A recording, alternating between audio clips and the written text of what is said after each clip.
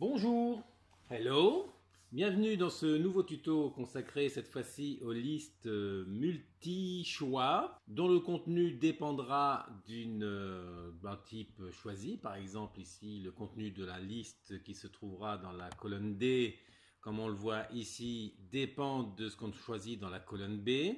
Voilà, donc on voit que les options ne sont pas les mêmes à l'intérieur, avec donc la possibilité, comme on le voit dans la présentation ici, de récupérer les options choisies à l'intérieur de la cellule avec un séparateur que l'on définira, et lorsqu'on sélectionne une cellule, de retrouver les options automatiquement cochées. Voilà par rapport à l'objectif. Donc évidemment, nous allons fermer ce document-là pour rester avec un document source dans lequel les tableaux ont été préparés. Vous pourrez récupérer donc le fichier source et également le fichier final par intermédiaire de la description qui se trouve sur le site. Ce qui a été préétabli dans le document source, c'est le tableau dans lequel on va saisir donc les types, voilà, qui déterminera la liste des options. La colonne où il faudra mettre les options par elles-mêmes. Et également, évidemment, un tableau recensant pour chaque type que l'on trouvera dans la colonne B, les différentes options personnalisées. Voilà par rapport à ce document-là. Donc, dans un premier temps, ce que l'on va faire, c'est pour pouvoir choisir le type dépendant, on va, en sélectionnant la colonne B entière, dans l'onglet Données, validation des données pour créer une liste déroulante simple. Et la source, on va donc aller la chercher dans l'onglet données. C'est la liste de tous les items qui se trouvent sur cette première ligne. Voilà, donc la source a été renommée. On l'a vu au passage dans la boîte de dialogue, hein, c'est-à-dire que cette liste-là a été renommée par l'intermédiaire de la zone nom ici à gauche de la barre de formule. On l'a appelée famille. Et ici, donc, on peut sélectionner un item de la liste. La colonne ici, non, bon, on s'en fiche un petit peu, on ne va pas s'en occuper, hein, c'est à l'intérieur de la base de données. Nous ici, ce qui va nous intéresser, c'est l'interaction entre ce qu'on a dans la colonne B et la colonne D. Après, à vous de gérer vos bases de données en fonction de vos critères. Donc l'idée, c'est donc quand on clique sur une des cellules de la colonne D, que la liste déroulante puisse apparaître. Alors, dans un premier temps, on va créer la liste et ensuite la liste sera gérée entièrement en VBA. Donc, pour créer cette liste déroulante, on va dans l'onglet développeur. Alors, je rappelle que si vous n'avez pas l'onglet développeur, il faut aller dans le fichier options. Si vous êtes dans Excel 2007, vous avez directement une case à cocher quelque part ici, hein, afficher l'onglet développeur dans le ruban. Depuis la version 2010, il faut aller dans la rubrique personnaliser le ruban pour cocher la case ici, onglet développeur. Donc le ruban que l'on peut entièrement personnaliser. Donc une fois qu'on a l'onglet développeur, dans l'onglet développeur, on va aller chercher dans insérer, la rubrique insérer, on a des contrôles de formulaire. Ici, on va plutôt utiliser un contrôle ActiveX avec une zone de liste et non pas zone de liste déroulante qui, elle, nous permet de n'effectuer qu'un seul choix.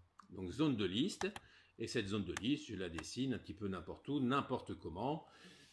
Voilà comment elle se présente. Alors juste pour qu'on comprenne bien ce qui va passer en VBA, lorsque la liste ici est sélectionnée, on est en mode création et la commande propriété nous permet d'avoir accès à toutes les propriétés de cette liste déroulante, notamment le nom. Donc là, je vais le laisser liste box 1, mais si vous voulez le personnaliser, il y a la possibilité de le personnaliser. On aurait pu le personnaliser également ici, à gauche de la barre de formule, dans la zone nom. Et toutes les propriétés, si vous voulez changer les couleurs, si vous voulez changer tout un tas de choses, voilà, ce sera possible à faire soit directement dans la fenêtre boîte de dialogue propriété, soit en VBA comme nous allons le faire. Nous allons désactiver le mode création, puisque pour pouvoir faire en sorte que ça fonctionne, évidemment, il ne faut pas être en mode création pour avoir accès aux procédures, notamment événementielles. Alors justement, je viens de parler de procédures événementielles, c'est-à-dire que la liste doit s'afficher ou se désactiver en fonction de la cellule que l'on sélectionne à l'intérieur de la feuille de calcul. On est donc dans la partie du code qui est privée au niveau de la feuille de calcul. Donc on va directement avec le bouton droit de la souris par exemple sur l'onglet Vierge ici, enfin l'onglet qui ici s'appelle Vierge, demander à visualiser le code. Et on arrive directement dans la partie privée de la feuille de calcul avec option explicite ici qui se met automatiquement, car dans les outils options, j'ai la case déclaration des variables obligatoire qui est cochée. Et au passage, j'en profite pour vous rappeler que je positionne la largeur de la tabulation à 2 caractères. C'est suffisant pour bien indenter les différentes structures bouclées. Dans la liste déroulante, là-haut, il y a marqué Général. On va demander à avoir accès aux événements liés à la feuille des calculs. On voit qu'on visualise les procédures événementielles également au niveau de la liste box 1. Ça, on en reparlera un petit peu plus tard. Donc, allons-y pour les événements liés à la feuille de calcul. Par défaut, il nous propose l'événement sélection change, ce qui m'intéresse puisque l'idée c'est de faire quelque chose lorsqu'on modifie la cellule sélectionnée sur la feuille de calcul. On voit les autres procédures événementielles sur la liste déroulante de droite. Voilà tout ce qui peut générer du code lorsqu'on fait une modification, lorsqu'on désactive la feuille, lorsqu'on met à jour un tableau croisé dynamique, etc. Bon. Ce qu'on va vouloir faire ici, c'est dire que l'on veut afficher la liste déroulante si on sélectionne une cellule de la colonne D, et dans le cas contraire, on ne veut pas visualiser la liste déroulante. C'est-à-dire qu'il y a un premier test à faire. La cellule active, elle a un nom en VBA, s'appelle ActiveCell. Donc on va faire un test. If ActiveCell.colonne, si le numéro de colonne de la cellule active est égal à 4, à ce moment-là, on va faire un certain nombre de choses. Zen, ça commence bien à la ligne. Je vais tout de suite gérer le else. Si la cellule active n'est pas dans la colonne 4, alors on va demander à ne pas afficher la liste box. La liste box se trouve sur cette feuille de calcul dans laquelle on est. Donc on pourrait mettre ActiveSheet.listBox1. Mais on peut aussi simplifier en disant mi avec l'esprit, mi moi feuille de calcul. Point listbox1 point visible, donc il y a une propriété visible, égale false. Voilà, et je fais mon endif. Ça c'est réglé. Et maintenant donc nous allons nous positionner dans l'hypothèse où le numéro de colonne de la cellule active, c'est la colonne 4, donc la colonne D. Maintenant, est-ce qu'il y a intérêt à visualiser la liste déroulante s'il n'y a pas d'option dans la colonne B? Bon, on va lui dire que là, on n'en veut pas non plus. Pour avoir la liste déroulante, il faut qu'il y ait une option choisie dans la colonne B. Donc, nouveau test. If, donc là, il faut aller voir ce qu'il y a sur la même ligne que la cellule active, mais dans la colonne B. Donc, je vais aller sur le principe de l'objet cells, numéro de ligne ActiveCell.row et numéro de colonne 2. Donc, on est dans la colonne B sur la même ligne que la cellule active. Si ça est égal à vide, alors, zen. Dans ce cas, je demande à ne pas visualiser la liste box. Donc mi.listbox1.visible égale false. Et on ne fait rien de plus. Donc je fais exit sub avec le endif qui va bien.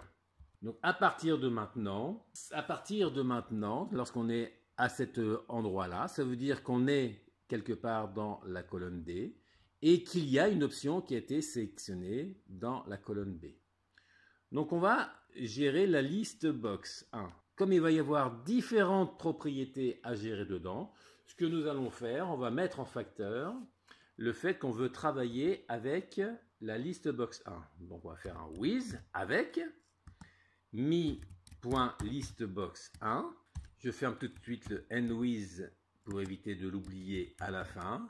Et au milieu, on va gérer les différentes propriétés qui m'intéressent ici. Donc là, je ne vais pas passer en revue toutes les propriétés qu'on a vues tout à l'heure dans la boîte de dialogue. Je vais simplement m'intéresser à quelques-unes de ces propriétés, notamment point multiselect. Donc là, on voit que la liste de propriétés, dès que vous mettez le point, s'affiche dans une boîte de dialogue. Point multiselect égale le FM comme formulaire quelque part, le FM multiselect multi pour pouvoir en sélectionner plusieurs, justement, plusieurs options dans la liste. Point liste style. Ça, c'est pour définir, est-ce que je veux, en même temps que de voir les différentes options à l'intérieur de la liste se mettre en bleu, en surbrillance, est-ce que je veux aussi une case à cocher? Pour avoir ça, on va faire égal FRM style option, comme case d'option, mais là, ce sont des cases à cocher. On va définir la hauteur de façon à ce que ce soit toujours géré par VBA.height. Et la dimension, c'est en points, donc je vais mettre à 150 ici. Après, à vous, toujours pareil, de voir ce qui vous intéresse. Je vais gérer la largeur également, point width égale 100 points. Maintenant, on va positionner la liste déroulante au bon endroit sur la feuille de calcul. Donc, on va lui dire que le haut de la liste de Roland, donc point top, doit être égal à ActiveCell point top. Il est au même niveau que la cellule active et que le left, point left, la partie gauche de la liste déroulante, la bordure gauche, doit être sur la bordure gauche de la cellule qui se trouve à droite de la cellule active. Donc égal ActiveCell offset, je fais un décalage de 0 ligne, une colonne, et par rapport à cette cellule-là, on prend la position gauche de cette cellule-là. Et évidemment, on la rend visible, donc point visible égale true. Voilà pour la gestion de la liste déroulante. À l'extérieur du unwith, donc maintenant j'en ai terminé avec les propriétés de la liste box. Nous allons lui dire à quel endroit se trouvent les options à présenter dans la liste. Donc pour ça, il faut bien remarquer que les options en question vont se trouver par rapport à la colonne A, décalées d'un certain nombre de colonnes. Et la valeur de ce décalage dépend de la position relative de ce qu'on va trouver dans la cellule B à l'intérieur de la liste ici des familles. Puisque là, on avait dit que tout ça, c'était les familles. Donc, première option AL3 ici, ce sera dans la colonne A. Deuxième option dans la colonne B, etc. Donc, pour pouvoir gérer ça, nous allons utiliser une première variable qui va calculer le décalage à effectuer par rapport à la colonne A dans cette liste-là. Donc, je vais commencer par déclarer ma variable, dim i as long. Voilà, et ici, i égale. Donc, pour trouver la position relative d'une information à l'intérieur d'une liste, évidemment, on pense à la fonction match. Donc là, je vais utiliser sous la forme application.worksheet fonction pour lui dire je vais chercher la fonction de feuille de calcul qui équivaut en fait à la fonction equiv en français dans la feuille de calcul et qui en anglais s'appelle match. Entre parenthèses, il faut aller récupérer ce qu'il y a dans la colonne B sur la même cellule. Donc on va refaire du cells ActiveCell.row, virgule colonne 2. Et cette information-là, il faut aller les chercher où? Sur la feuille donnée, donc worksheets données. Il n'y a pas d'S. Si vous avez un doute sur la façon de l'orthographier, on l'a ici dans la liste du projet VBA en haut à gauche. Je ferme le guillemet, je ferme la parenthèse. Point range. Donc là, on l'avait renommé famille. Donc là, il faut se rappeler comment ça a été écrit. Et virgule 0, de façon à rechercher la correspondance exacte. Je ferme la parenthèse. On va faire un -1 car il s'agit d'un décalage. La première option est décalée de 0 colonne à l'intérieur de la liste. En revanche, la position relative de cette option-là est en position 1. Donc pour obtenir 0, il faut bien faire le moins 1. Donc ça, c'est le décalage que l'on va obtenir. Maintenant, j'ai bien précisé que la fonction match, ici, on cherchait la correspondance exacte. Ça veut dire que pour le cas où, dans la colonne B ici, je choisirai une option qui n'existe pas à l'intérieur de la liste des familles, cette fonction-là va renvoyer une erreur qui va faire bugger le code.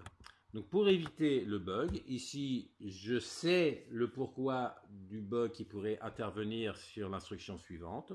On va faire un onError resume next.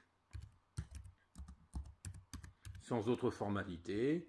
Hein, c'est même pas la peine de gérer, ça veut dire que la suite, à la limite au pire, la liste déroulante s'affichera avec pas d'informations à l'intérieur, pas d'options à l'intérieur, donc on peut le laisser comme ça.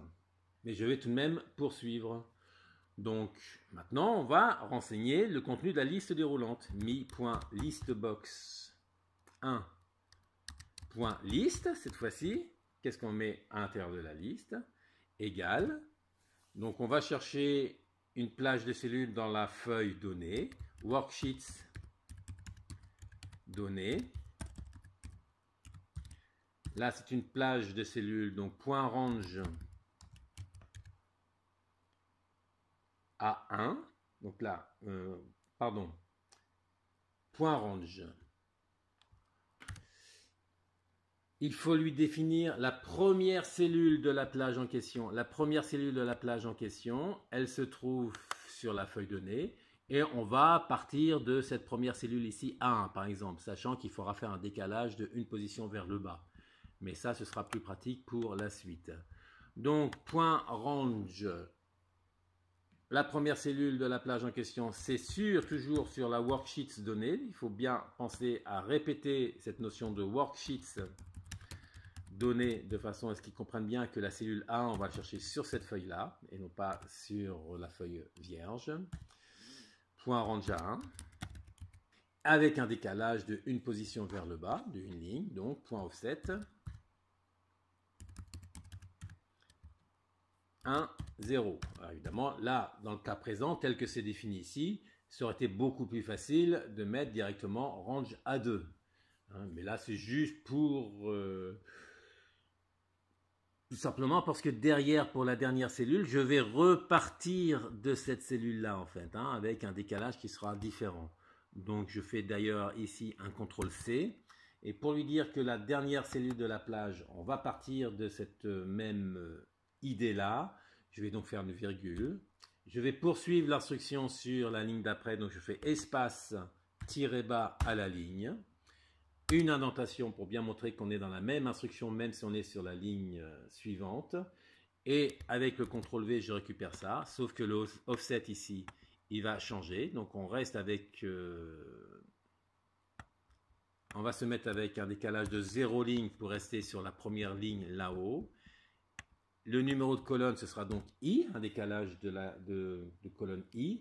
Et à partir de cette cellule-là, je vais faire un CTRL flèche en bas pour récupérer la dernière cellule à l'intérieur de la liste. Donc point end, le CTRL flèche en bas, ça correspond au point end, entre parenthèses, XL down. Voilà, je ferme les deux parenthèses, la parenthèse du XL down et la parenthèse du range ici. Et par rapport à ça, on récupère les valeurs. Point value. À partir d'ici, on va dire que si maintenant il y a une erreur, cette fois-ci elle n'était pas prévue, elle n'était pas anticipée, ce n'est plus normal. Donc on va désactiver la gestion d'erreur en faisant onError goTo 0. Et s'il y a une erreur dans le code, il faut vraiment qu'il se plante. Et maintenant, ce que nous allons faire, on a rendu la liste déroulante visible là-dedans. Donc l'idée maintenant, d'ailleurs si je sélectionne là, on voit déjà qu'on a les options qui apparaissent, hein, donc ça c'est bien. En revanche, par rapport à ces options-là, si je les sélectionne, il ne se passe rien dans la cellule, donc ça c'est déjà moins terrible. Donc l'idée c'est que s'il y a eu des options qui ont été sélectionnées à l'intérieur de la colonne de la cellule D ici, c'est de les refaire afficher automatiquement dans la liste déroulante. S'il y a des options, on partira du principe. Alors, je vais le faire dans ce sens-là. Je vais d'abord lui dire, à chaque fois que je coche sur une option là-dedans, il faut remplir la cellule qui va bien ici. Donc, pour faire ça, c'est donc lorsqu'on va modifier la liste 1. Ça veut dire qu'au niveau du code VBA, on n'est plus sur cette logique de worksheet sélection change, mais on s'intéresse aux événements liés à la liste box. Voilà, Pragmatic liste box, clic.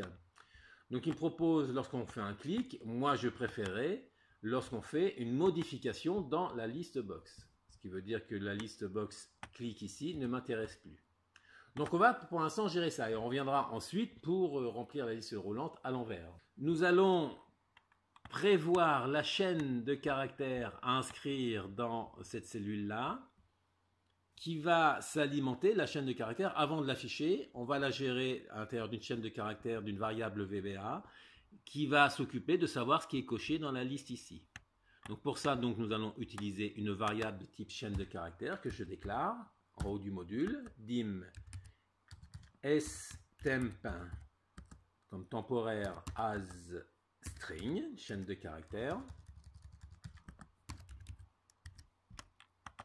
Voilà, on commence par lui dire que stemp est vide au départ et que, en quelque sorte, pour chaque item de la liste déroulante ici, si l'item est coché, on va l'ajouter à la chaîne de caractères et à la fin, on viendra l'afficher dans la cellule. Soit pour chaque liste, chaque item dans la liste, ou alors, autrement dit, pour l'item, le premier item jusqu'au dernier, on va regarder si c'est coché. Donc là, on est dans une boucle de type compteur. On peut réutiliser la variable i, puisque là, arrivé à ce niveau-là, elle n'est plus utilisée par ailleurs, donc je peux la réutiliser. Donc, for i, un compteur, égale le premier item de la liste, il a le numéro 0, jusqu'à mi.listebox1, il y a une propriété qui s'appelle listeCompte, qui permet de compter le nombre d'items qu'il y a dedans. Sauf que le compte, s'il y a 2 items, le listeCompte c'est 2. Or que le premier étant 0, il faudrait aller de 0 jusqu'à 1, d'où l'intérêt de faire un -1 ici. Voilà, je ferme tout de suite la boucle for avec le next. Je reviens au milieu avec l'indentation. On va faire un test maintenant. If mi.listebox1 entre parenthèses, if listebox1.selected entre parenthèses i. Donc là, j'ai une propriété qui me dit est-ce que parmi tous les est-ce que le numéro i ici à l'intérieur de la liste box est sélectionné? Alors then, et je ferme tout de suite mon endif. Then quoi? On va renseigner la chaîne de caractères stemp égale stemp et donc on concatène avec mi.listebox1.list qui correspond à ce qu'on a le contenu dedans, le texte, entre parenthèses i. Et nous allons concaténer avec un caractère séparateur, qu'ici je vais mettre le tiret du 6, pour que les différentes options choisies soient séparées. Ça veut dire que si je laisse ça comme ça, une fois qu'on en a terminé avec le déroulement complet, on risque de... C'est pas qu'on risque, c'est qu'on va se retrouver avec le tiret haut ici à la fin de la chaîne de caractères. Ça veut dire qu'une fois qu'on a terminé, on va faire stemp égale vba.left, ce qu'il y a à gauche de stemp, et on prend l'ensemble sauf le caractère de droite. Ça veut dire qu'on prend le vba.len, la longueur de stemp, je ferme la parenthèse, et on fait un -1. Voilà, et on lui dit que ActiveCell égale stemp. Et le tour est joué, ça rentre en théorie. Donc ça veut dire que, attention, je vais commencer par réenregistrer, enregistrer sous, avant de faire le test complet, sous le dossier qui va bien pour que vous puissiez le récupérer. Et je vais l'appeler donc liste multi-source finale. Ce sera le nom du document que vous pourrez récupérer. Donc je confirme l'écrasement de cela. Voilà, et ce qui veut dire que ici, si je fais une modification, voilà, option 33, option 34 avec le séparateur ici, option 37. Donc, tout ça fonctionne correctement. Celui-ci, option 32, option 34. Ah oui, donc là, c'est pas normal parce qu'on n'a pas les bonnes options en fait à l'intérieur ici. Donc, manifestement, j'ai commis une erreur quelque part, puisque là, il me met toujours les mêmes options, mais avec quelquefois une rubrique en plus vide ici. Alors, si nous allons voir là-dedans, effectivement, par rapport à la liste ici, sur la première cellule, je suis resté dans la colonne A, et sur la dernière cellule, je suis allé chercher quelque chose dans une colonne un peu plus éloignée.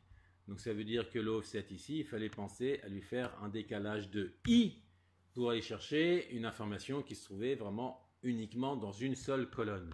Et en faisant ça, si on retourne là-dedans, on a vraiment des options qui varient en fonction de ce que l'on a dans la colonne B. C'est déjà beaucoup plus logique et avec les options qu'on va pouvoir gérer de cette façon-là. Voilà. Donc ça, c'était la première idée. Maintenant, la deuxième idée, c'est de dire quand je sélectionne une cellule ici, ce qui serait bien, c'est que les options soient directement cochées, que je n'ai pas à les refaire toutes. Donc pour ça, on va poursuivre le code à ce niveau-là. Et dans un premier temps, ce qu'il faudrait, c'est récupérer la liste de toutes les options dans une variable tableau. Donc, on va faire les choses relativement simples, c'est-à-dire qu'une variable tableau, je vais aller la déclarer là-haut. Dim, je vais l'appeler A tout simplement, et sans préciser derrière de quoi il s'agit. On ne précise pas si c'est une chaîne de caractères, si c'est un tableau, même pas de parenthèse, rien. Et pour remplir cette variable-là, on va simplement faire une A égale VBA, point, il y a une fonction VBA qui s'appelle split. On a déjà eu l'occasion d'en parler une fois dans un autre tuto, qui permet de répartir l'ensemble d'une chaîne de caractères en tenant compte d'un séparateur qui pour nous sera le tiré haut. Donc ce qu'on veut récupérer, c'est ce qu'on a dans la cellule active, donc active cell. Et le séparateur, entre guillemets, c'est le tiré haut, le tiré du 6. Voilà. Et une fois qu'on a récupéré ça dans une variable, ce que nous allons déjà déterminer, c'est de savoir est-ce qu'il y a quelque chose dans la variable. Parce que si on a sélectionné une cellule vide, il n'y a rien à cocher. Donc if, puisqu'il s'agit d'une liste, ça veut dire qu'il y a une notion de valeur basse et valeur haute. La valeur haute, c'est uband, le numéro de l'item maximal de A. Si ça, c'est supérieur ou égal à 0, sachant que le premier item, c'est comme pour les listes tout à l'heure, ça correspond à l'item numéro 0, alors, je ferme tout de suite le endif, et là, on va parcourir toutes les options de la liste déroulante. Donc, on repart sur une boucle for i égale 0 to mi.list box 1 point list count moins 1. Je fais un next. Et on va utiliser la fonction match de l'application en lui disant que si cette fonction-là ne renvoie pas une erreur, à ce moment-là, c'est bon, on va pouvoir continuer. Donc if not is error, s'il n'y a pas d'erreur dans l'application.match entre parenthèses de mi.listbox1.list entre parenthèses i, le numéro i, celui qu'on est en train de tester. Ça, on va le chercher à l'intérieur de la variable tableau A. et on recherche la correspondance exacte. On ferme les deux parenthèses du match et de isError. Alors, je ferme tout de suite le endif. Alors, il faut cocher la case mi.listbox1.selected entre parenthèses i égale true. Ça permet de cocher la case. Voilà dans l'esprit, je vais réenregistrer cela et faire un test, voir comment ça se comporte. Donc lorsque je mets ici, voilà, donc là j'ai fait une erreur ici, active cell, ça c'est l'erreur que je commets fréquemment, c'est de mettre un V à la place d'inverser les V et les C. Voilà, on y va, on fait ça. Alors que se passe-t-il par ici? Donc là il nous met à 122. Là, attention, donc là qu'est-ce qu'on voit? On se rend compte qu'il modifie le contenu de la cellule, ce qui n'est pas bon. Alors que se passe-t-il? Il se passe la chose suivante, c'est que lorsqu'on sélectionne ça, on cherche à cocher une case, et le fait de cocher la case, ça provoque un changement dans la liste box qui entraîne l'exécution de la procédure événementielle, liste box change. Ça veut dire qu'il faut trouver le moyen ici pour lui dire quand je remplis la case à partir de la procédure sélection change, il ne faut pas réexécuter la procédure list change là-haut. Donc il existe une fonction qui permet de faire ça, mais ici ça ne fonctionne pas, c'est-à-dire on pourrait envisager le fait de lui dire application.enableEvents, c'est la première chose à laquelle on doit penser lorsqu'on est face à ce genre de problème, égale false. Mais ici, cela ne fonctionne pas. Et évidemment, le exécuter à true après. Donc là, ne vous embêtez pas à le faire parce que ici, cela ne fonctionne pas. On va le voir. Si on vient ici, je sélectionne celui-ci et il modifie quand même ici. Donc là, on est dans un cas de figure où cela n'a absolument aucun effet. Ça veut dire qu'il faut trouver un autre subterfuge à la place de cela. Alors le subterfuge consiste à lui dire je vais prévoir une variable de type booléen, dim btest as boolean. Lorsque j'arrive ici, je vais positionner btest à true, à la valeur true, puisqu'il y a deux possibilités, true ou false.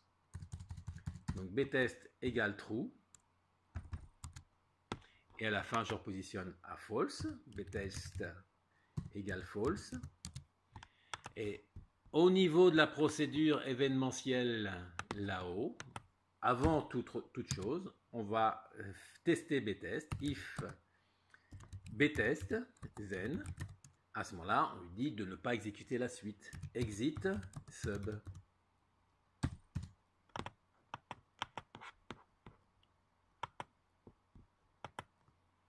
Exit sub. Et évidemment, on ferme le endif.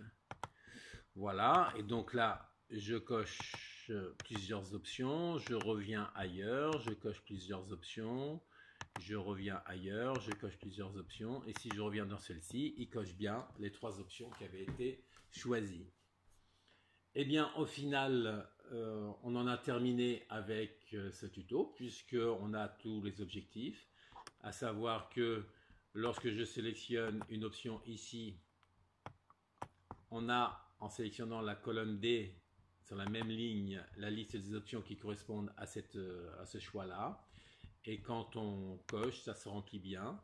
Et quand on vient ailleurs, la liste se remplit, se repositionne correctement. Et bien, à partir de là, vous avez tous les éléments pour pouvoir gérer ce genre de situation. Profitez bien de tout cela. À ciao!